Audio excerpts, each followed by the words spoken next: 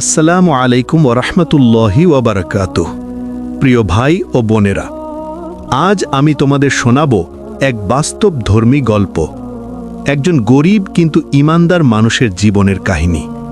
একটা গল্প যা আমাদের শেখায় দারিদ্রতা অভিশাপ নয়, এটা আল্লাহর পরীক্ষা, আর যারা ধৈর্য ধরে আল্লাহ তাদের কখনো অপমানিত করেন না।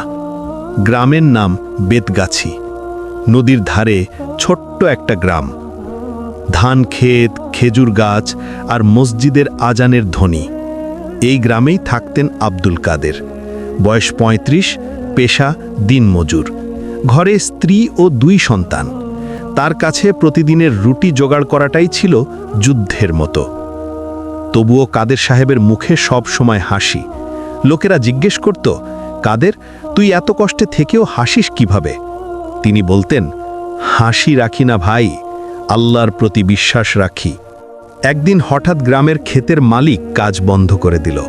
কাদেরের আর কাজ রইল না। ঘরে খাবার নেই। ছেলেটা কাঁদছে। মেয়েটা বলছে, আব্বা, খিদা লাগছে। স্ত্রী বলল, আজ কি হবে কাদের? তিনি শুধু চুপ করে বললেন, যে আল্লাহ পাখিকে খাবার দেন তিনি আমাদেরও দেবেন। সেদিন সারাদিন রোদে ঘুরেও কোনো কাজ পেলেন না। বিকেলে মসজিদের পাশে বসে নামাজ পড়লেন।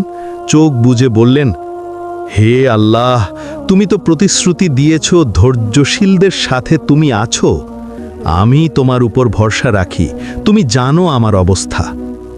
রাতে হঠাৎ দরজায় টোকা। এক অপরিচিত বৃদ্ধ দাঁড়িয়ে, হাতে একটা ব্যাগ, তাতে চাল, ডাল আর কিছু টাকা। বৃদ্ধ বলল, ভাই, আমি পাশের গ্রাম থেকে আসছি। স্বপ্নে এক বৃদ্ধ লোক বলেছে, এক গরিব মানুষ আছে, তাকে সাহায্য করো। আমি সেই নির্দেশে এসেছি। কাদেরের চোখে পানি এসে গেল। তিনি কান্না চেপে বললেন, আল্লাহ, তুমি সত্যি তোমার বান্দাকে ভুলে যাও না। সেদিন ঘরে সবাই প্রথমবারের মতো পরিপূর্ণ খাবার খেল। স্ত্রী কাঁদতে কাঁদতে বলল, তুমি ঠিকই বলেছিলে কাদের, আল্লাহ কাউকে না খাইয়ে রাখেন না। কিন্তু জীবনের পরীক্ষা এখানেই শেষ হয়নি। কাদেরের ছোট ছেলে জ্বরে আক্রান্ত হলো। ওষুধ কেনার মতো টাকা নেই। স্ত্রী চোখ মুছতে মুছতে বলল, আল্লাহ আমাদের কেন এভাবে কষ্ট দেন? কাদের শান্ত কণ্ঠে উত্তর দিলেন, হয়তো আল্লাহ আমাদের দেখছেন আমরা ধৈর্য রাখি কিনা। ছেলেটা এক রাতে জ্ঞান হারালো। কাদের নামাজের মাটিতে পড়ে কান্না করল, হে আল্লাহ, আমার ছেলেটাকে বাঁচিয়ে দাও। আমি কিচ্ছু চাই না, শুধু ওকে ফিরিয়ে দাও। রাতের শেষে সকালে যখন ফজরের আজান হলো, ছেলেটা চোখ খুলল। স্ত্রী অবাক হয়ে কাঁদতে লাগল। কাদের সিজদায় পড়ে বলল, আলহামদুলিল্লাহ, তুমি দয়া করেছ হে রব। গ্রামের কিছু লোক বলতো, কাদের, তোর দারিদ্রতা তো অভিশাপ। আল্লাহ যদি খুশি থাকতেন তুই এত কষ্টে থাকতি না। কাদের হেসে বলতো, ভাই, যদি দারিদ্রতা অভিশাপ হতো তাহলে নবী ইব্রাহিম, আইয়ুব আলাইহিসসালাম, এমনকি রাসূলুল্লাহ নিজেই দারিদ্রতার মধ্য দিয়ে গেছেন কেন?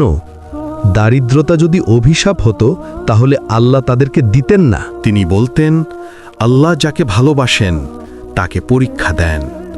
যারা ধৈর্য ধরে আল্লাহ তাদের মুখ উজ্জ্বল করেন দুনিয়া ও আখিরাতে। একদিন শহরের এক লোক গ্রামে এলো। সে গ্রামের কিছু মানুষকে কাজের প্রস্তাব দিল। কাদেরও গেল। লোকটা বলল, আমার নির্মাণ কোম্পানিতে একজন বিশ্বস্ত মানুষ দরকার। কাদের বিনয় করে বলল, আমি চেষ্টা করব স্যার, ইনশাআল্লাহ। কয়েকদিনের মধ্যে তার সততা, সময় নিষ্ঠা আর আচরণ দেখে সবাই অবাক। মালিক একদিন বলল, তুমি গরিব, কিন্তু তোমার মধ্যে রাজাদের মতো আত্মসম্মান। আমি তোমাকে স্থায়ী কাজ দিচ্ছি। কাদের সেজদায় পড়ে গেল কান্নায়। বলল, হে আল্লাহ, তুমিই চাওনি আমি হতাশ হই, তুমি আবার মুখে হাসি ফিরিয়ে দিলে। কয়েক মাস পর কাদেরের আর্থিক অবস্থা ভালো হলো। সে নিজের গ্রামের মসজিদে নতুন ছাদ দিল, গরিবদের জন্য ইফতারের আয়োজন করল। যখন কেউ তাকে জিজ্ঞেস করত, তুমি এত কষ্টে থেকেও কেন অন্যদের সাহায্য করছো, সে হাসত আর বলতো, আমি জানি কষ্ট কাকে বলে।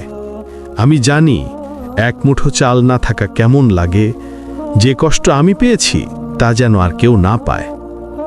একদিন রাতে মসজিদের ইমাম কাদেরকে বললেন, ভাই, তুমি জানো আল্লাহ কাকে সবচেয়ে বেশি ভালোবাসেন? কাদের মাথা নাড়ল। না, বলুন। ইমাম বললেন, যাকে আল্লাহ পরীক্ষা দেন আর সে তাতে ধৈর্য ধরে। আল্লাহ বলেন, নিশ্চয়ই আমি ধৈর্যশীলদের সঙ্গী। সূরা আল বাকারা 153। কাদেরের চোখে পানি এসে গেল। সে বলল, তাহলে দারিদ্রতা আমার অভিশাপ না, এটা তো আল্লাহর কাছাকাছি যাওয়ার সুযোগ। আল্লাহ রহমতের ঘোষণা। বছর কয়েক পর কাদেরের জীবন একদম বদলে গেল। সে নিজের পরিশ্রমে একটা ছোট ব্যবসা শুরু করল, কিন্তু তার বিনয় একটুও বদলায়নি। প্রতিদিন ফজরের পর দরিদ্রদের মাঝে খাবার বিলিয়ে দিত আর বলতো, আজ আমি যেটা দিচ্ছি আসলে সেটা আল্লাহরই দেওয়া। একদিন এক তরুণ এসে জিজ্ঞেস করল, চাচা, আপনি কি কখনো মনে করেননি আপনার দারিদ্রতা অভিশাপ ছিল? কাদের হেসে বলল, না বেটা, যদি অভিশাপ হতো তাহলে আজ আমি আল্লাহর এত রহমত পেতাম না। দারিদ্রতা ছিল আমার আত্মাকে পরিশুদ্ধ করার পরীক্ষা। এক রাতে কাদের নামাজে দাঁড়ালেন। চোখ বেয়ে পানি পড়ছে, তিনি কাঁদছেন। হে আল্লাহ, তুমি আমাকে দারিদ্রতার মধ্যেও কখনো অপমান করনি, তুমি পরীক্ষার মধ্যেও কখনো একা ফেলোনি। তুমি আমাকে বুঝিয়েছ যে মানুষ তোমার উপর ভরসা রাখে তার কোনো ক্ষতি হয় না। সেই রাতেই কাদেরের মৃত্যু হলো সেজদার মধ্যে। সকালে মানুষ তাকে দেখতে পায় শান্ত মুখে, যেন হাসি মুখে জান্নাতের পথে চলে গেছে। প্রিয় ভাই ও বোনেরা, দারিদ্রতা কোনো অভিশাপ নয়, এটা আল্লাহর পক্ষ থেকে একটা মহান পরীক্ষা। যারা ধৈর্য ধরে, শকর করে, নামাজে কাঁদে, আল্লাহ তাদের মুখ উজ্জ্বল করেন, তাদের হৃদয় নরম করেন, তাদের কবর আলোকিত করেন। তুমি যদি আজ দারিদ্রতার মধ্যে থেকেও আল্লাহর উপর ভরসা রাখো, তাহলে তুমি হেরে যাওনি।